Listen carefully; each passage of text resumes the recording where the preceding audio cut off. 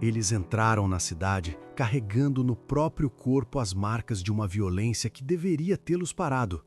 As cicatrizes ainda estavam frescas, o sangue mal havia secado, mas o que brilhava nos olhos de Paulo e Silas não era medo. Era uma convicção que estava prestes a incendiar Tessalônica. O que esses homens carregavam era tão poderoso que as correntes de uma prisão não puderam segurar. E o que eles disseram a seguir mudaria a história do mundo para sempre. As marcas ainda estavam visíveis em seus corpos quando Paulo e Silas atravessaram o caminho que levava a Tessalônica, como testemunhas silenciosas de dor, mas também de um livramento que não podia ser explicado apenas por palavras humanas.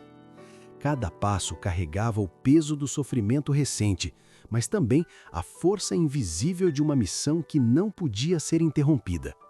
Ao chegarem, não buscaram esconder suas feridas, nem suavizar a verdade do que haviam enfrentado. Diante das pessoas reunidas na sinagoga, seus olhos não refletiam amargura, mas uma convicção profunda, quase inabalável. Quando começaram a falar, não foi sobre a injustiça sofrida, nem sobre as prisões que os haviam contido, mas sobre aquele que os havia libertado. Havia algo diferente no tom de suas vozes, algo que não nascia da dor, mas da certeza de que Deus estava conduzindo cada detalhe daquela jornada. E enquanto explicavam o que lhes havia acontecido, uma atmosfera de atenção tomou conta do ambiente, como se cada palavra carregasse um peso eterno, impossível de ignorar. Então, Paulo começou a conduzir seus ouvintes por um caminho que não começava naquele momento, mas muito antes, nas antigas escrituras que todos ali conheciam, mas poucos realmente compreendiam. Ele não falava de ideias novas, mas de promessas antigas que agora ganhavam vida diante deles. Com uma firmeza serena, lembrou-lhes como o próprio Cristo havia revelado o significado das profecias, conforme está escrito: começando por Moisés e por todos os profetas, explicava-lhes o que dele se achava em todas as Escrituras. Lucas 24, 27. Suas palavras não eram apenas ensino, eram revelação. Ele mostrava como Pedro já havia feito o mesmo, como Estevão também havia seguido esse caminho, e como todas aquelas vozes apontavam para uma única verdade. Cada referência, cada ligação entre os textos parecia desmontar séculos de incompreensão. E ali, diante deles, Paulo não apenas ensinava, ele construía uma ponte entre o passado e o presente, revelando que Jesus de Nazaré não era apenas um nome, mas o cumprimento vivo de tudo aquilo que fora prometido desde os dias mais antigos. O silêncio se aprofundava à medida que ele avançava, como se cada coração estivesse sendo confrontado por algo maior do que qualquer argumento humano. Paulo então voltou ainda mais no tempo, até o início de tudo, até o momento em que a esperança surgiu em meio à queda. Com reverência, trouxe à memória a promessa feita no Éden: e porei inimizade entre ti e a mulher, entre a tua semente e a sua semente. Esta te ferirá a cabeça, e tu lhe ferirás o calcanhar. Essas palavras, outrora ouvidas como um mistério distante, agora ressoavam com clareza. Ele mostrava que, desde aquele instante, Deus já havia traçado o plano da redenção. Não era algo improvisado, nem uma resposta tardia ao pecado, mas um propósito estabelecido desde o princípio. E ao compreender isso, a mente dos ouvintes começava a perceber que a história da humanidade não era uma sequência de eventos desconexos, mas uma narrativa conduzida pela promessa de um Redentor, que viria para restaurar aquilo que havia sido perdido. Sem quebrar o fluxo, Paulo levou-os à promessa feita a Abraão, como quem revela uma peça essencial de um grande plano cuidadosamente construído. Sua voz ecoava com autoridade ao citar: e em tua semente serão benditas todas as nações da terra. E logo em seguida esclarecia com precisão: não diz e as posteridades, como falando de muitas, mas como de uma só, e a tua posteridade, que é Cristo. Aquela explicação não era apenas teológica, era transformadora. Ela desmontava a ideia de um privilégio restrito e revelava um propósito universal. A promessa não era apenas para um povo, mas para todas as nações. E enquanto essas verdades se desenrolavam diante deles, tornava-se impossível ignorar a direção para onde tudo apontava. Cada promessa, cada palavra, cada detalhe convergia para uma única realidade: Cristo. E naquele momento, não era apenas a mente que era desafiada, mas o coração, que começava a perceber que aquela mensagem exigia uma resposta. A intensidade aumentava à medida que Paulo avançava para as palavras de Moisés, aproximando-se do clímax daquela revelação. Ele relembrou com clareza o que fora dito ao povo: o Senhor teu Deus te despertará um profeta do meio de ti, de teus irmãos, como eu, a ele ouvireis. E reforçou a origem divina dessa promessa ao citar: eis-lhe suscitarei um profeta do meio de seus irmãos, como tu, e porei as minhas palavras na sua boca, e ele lhes falará tudo o que eu lhe ordenar. Não havia espaço para dúvidas na construção que ele fazia. Cada texto se encaixava como parte de um plano perfeito. E ao ouvir isso, muitos começaram a perceber que não estavam apenas diante de um ensino, mas de uma revelação que exigia posicionamento. Aquele profeta prometido não era uma figura distante, mas alguém que já havia vindo, que já havia falado e cuja voz ainda ecoava através da mensagem que agora lhes era anunciada. E então, como quem conduz seus ouvintes ao ponto mais profundo dessa jornada, Paulo trouxe as palavras dos profetas que falavam da linhagem real do Messias. Ele declarou com firmeza: o cetro não se arredará de Judá, nem o legislador dentre seus pés, até que venha Siló, e a ele se congregarão os povos. A promessa de um rei não era simbólica, era concreta, carregada de autoridade e destino. Em seguida, as palavras de Isaías ganharam vida naquele ambiente. Porque brotará um rebento do tronco de Jessé, e das suas raízes um renovo frutificará. E como um convite direto ao coração de cada ouvinte, ecoou: inclinai os vossos ouvidos e vinde a mim. Ouvi, e a vossa alma viverá. Não era apenas uma exposição das Escrituras, era um chamado à vida, à transformação, à rendição. E naquele momento, tudo convergia para uma única pergunta silenciosa, que ecoava dentro de cada um deles: se tudo aquilo era verdade, o que fariam agora com essa verdade? As palavras de Paulo não diminuíam, elas cresciam em intensidade, como um rio que se torna mais profundo à medida que avança. E então ele trouxe à memória aquilo que Jeremias havia declarado, como se abrisse diante deles mais uma prova impossível de ignorar. Eis que vem dias, diz o Senhor, em que levantarei a Davi um renovo justo, e sendo rei, reinará e prosperará e praticará o juízo e a justiça na terra. A promessa não era vaga, não era simbólica, era direta, carregada de autoridade e destino. Um rei viria, um descendente de Davi, e seu reinado não seria como os dos homens, marcado por falhas e injustiças, mas por justiça perfeita. E enquanto essas palavras ecoavam, uma percepção silenciosa começava a tomar forma nos corações presentes. Aquele que Paulo anunciava não era apenas um mestre, mas o cumprimento vivo de uma promessa antiga, aguardada por gerações. Sem dar espaço para distrações, ele avançou ainda mais, reforçando com firmeza: assim diz o Senhor, nunca faltará a Davi varão que se assente sobre o trono da casa de Israel. Aquilo não era apenas uma afirmação sobre continuidade, mas sobre permanência eterna. O trono prometido não seria interrompido, não seria quebrado pelo tempo ou pela história.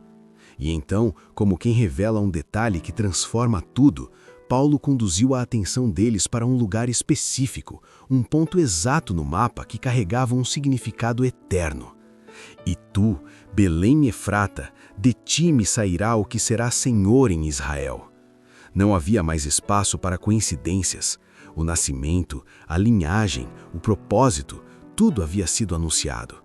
E a cada nova evidência, a verdade deixava de ser apenas um conceito e se tornava uma realidade impossível de evitar. O ambiente parecia mais denso, como se cada alma estivesse sendo puxada para dentro daquela revelação.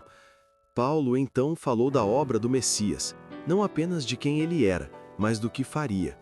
Com reverência, declarou: "E repousará sobre ele o Espírito do Senhor, o Espírito de sabedoria e de inteligência." Aquele não seria um líder comum, nem um libertador político como muitos esperavam. Sua missão era mais profunda, mais transformadora. E então vieram as palavras que tocavam diretamente o coração humano: pregar boas novas aos mansos, restaurar os contritos de coração, proclamar liberdade aos cativos.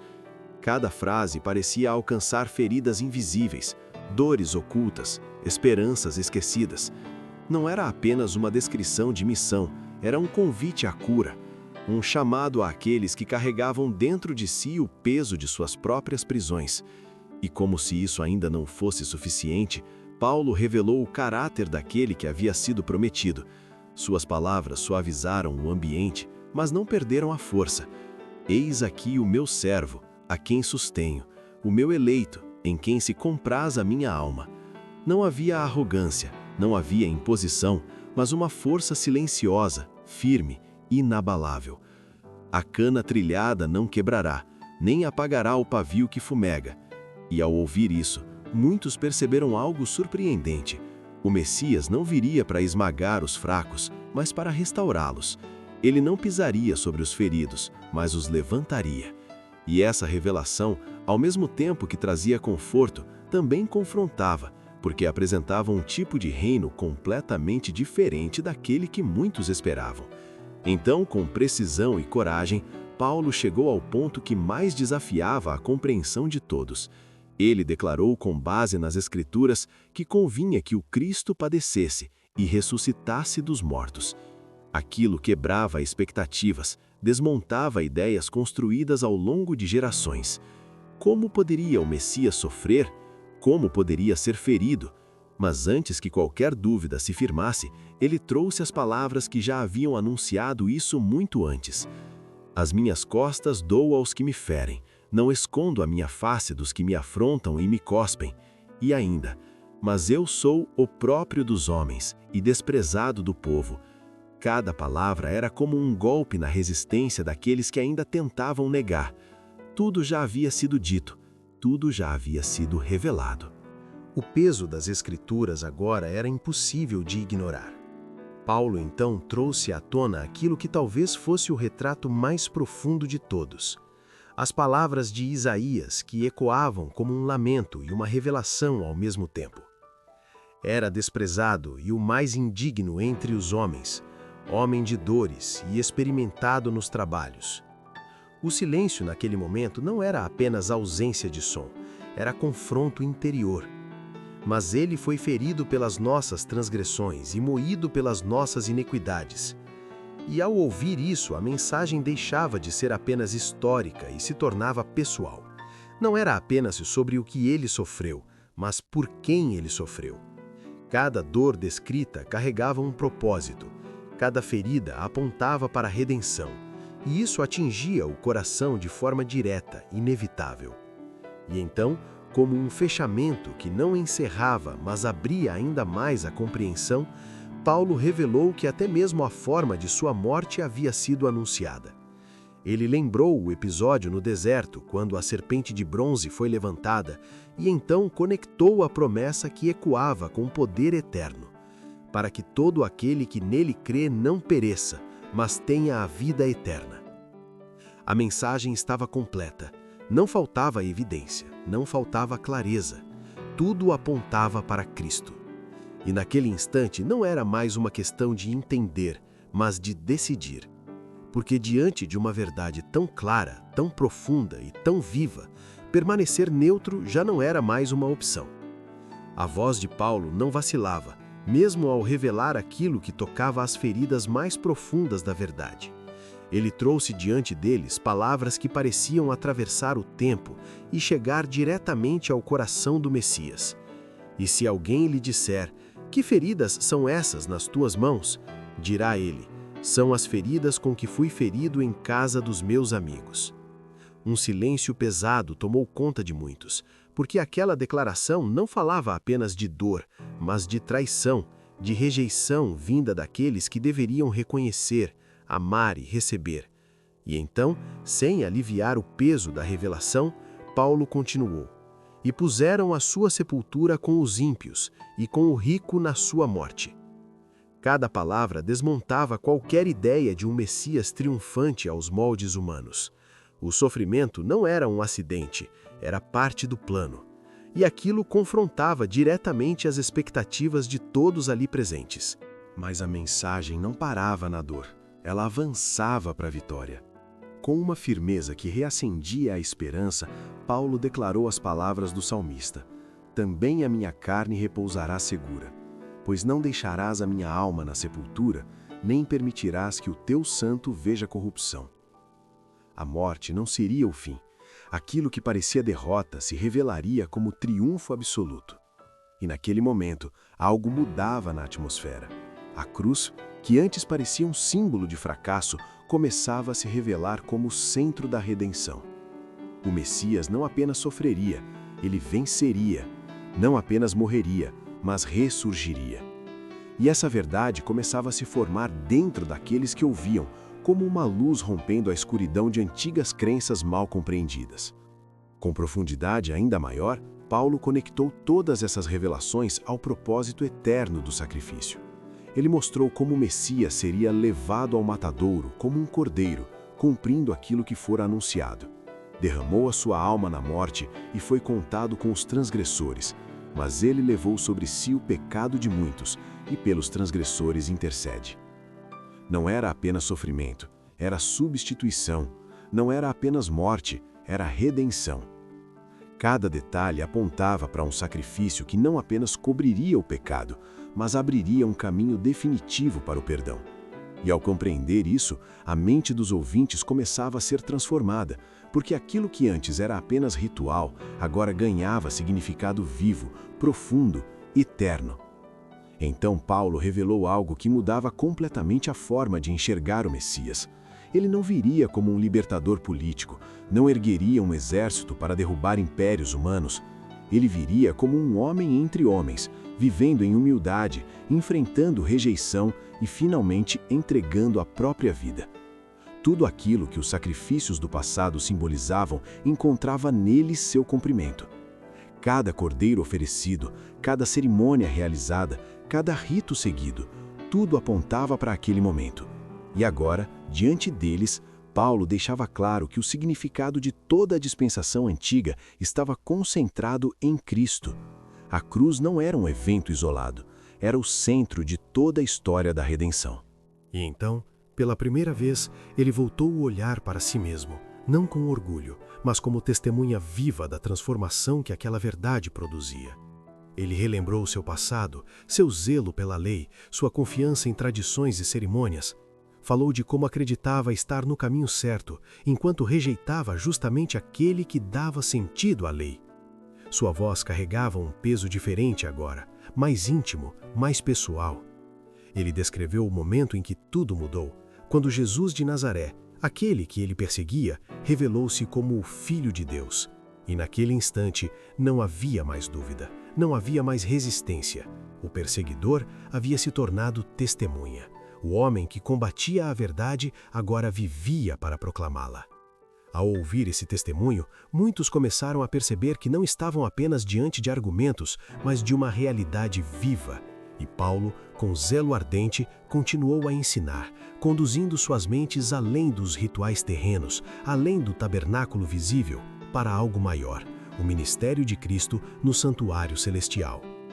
Ele falava de intercessão, de um Salvador vivo atuando em favor da humanidade, e então, elevando ainda mais a visão daqueles que o ouviam, apontou para o futuro, para o momento em que Cristo retornaria com poder e grande glória. Aquela esperança não era distante, era real, concreta, iminente. E ao apresentar essas verdades com clareza, ele deixava uma marca profunda na mente de muitos, algo que não poderia ser facilmente apagado. Durante 3 sábados consecutivos, essa mensagem ecoou em Tessalônica, crescendo em força, em profundidade, em impacto. Paulo não apenas ensinava, ele revelava Cristo como o Cordeiro morto desde a fundação do mundo, mostrando que nele estava a chave que abria todas as Escrituras. E à medida que a verdade se espalhava, algo extraordinário acontecia. Pessoas começavam a crer. E alguns deles creram e ajuntaram-se com Paulo e Silas, e também uma grande multidão de gregos religiosos e não poucas mulheres principais. A mensagem estava produzindo frutos, corações estavam sendo transformados, vidas estavam sendo redirecionadas. Mas onde a verdade avança, a oposição não tarda a surgir. E assim foi também ali. Movidos por inveja, alguns se levantaram contra aquilo que não podiam controlar nem refutar. Homens foram incitados, a cidade foi agitada e o caos começou a tomar forma. A casa de Jason foi invadida na tentativa de encontrar Paulo e Silas, mas não os encontrando, a fúria da multidão se voltou contra outros. Estes que têm alvoroçado o mundo chegaram também aqui. Atos 17, 5-7. A acusação era clara, estavam proclamando outro rei, Jesus, e sem perceber, ao tentar destruir a mensagem, acabavam confirmando sua essência. Porque sim, havia um rei sendo anunciado, um reino diferente estava sendo revelado. Diante do perigo crescente, uma decisão precisou ser tomada rapidamente.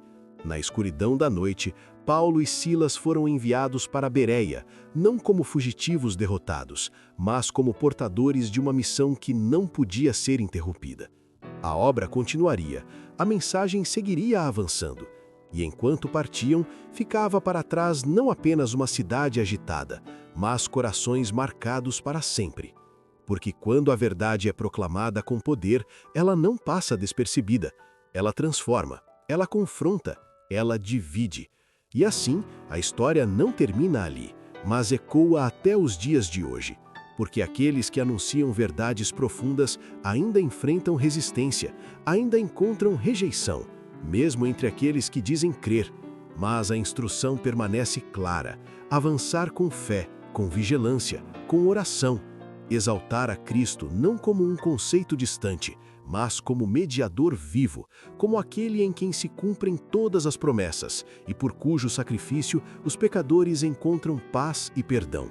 E a pergunta continua ecoando, atravessando gerações, alcançando cada coração que ouve essa história. O que será feito com essa verdade? A história de Paulo e Silas em Tessalônica nos deixa uma pergunta que atravessa os séculos. Diante de uma verdade tão clara, o que faremos nós? Se essa mensagem de esperança e redenção tocou o seu coração hoje, não guarde isso apenas para você. Deixe o seu like para que este vídeo alcance mais pessoas e se inscreva no canal para continuarmos essa jornada pelas Escrituras. Obrigado por caminhar conosco até aqui. Que a paz do Messias esteja com você e até o próximo vídeo.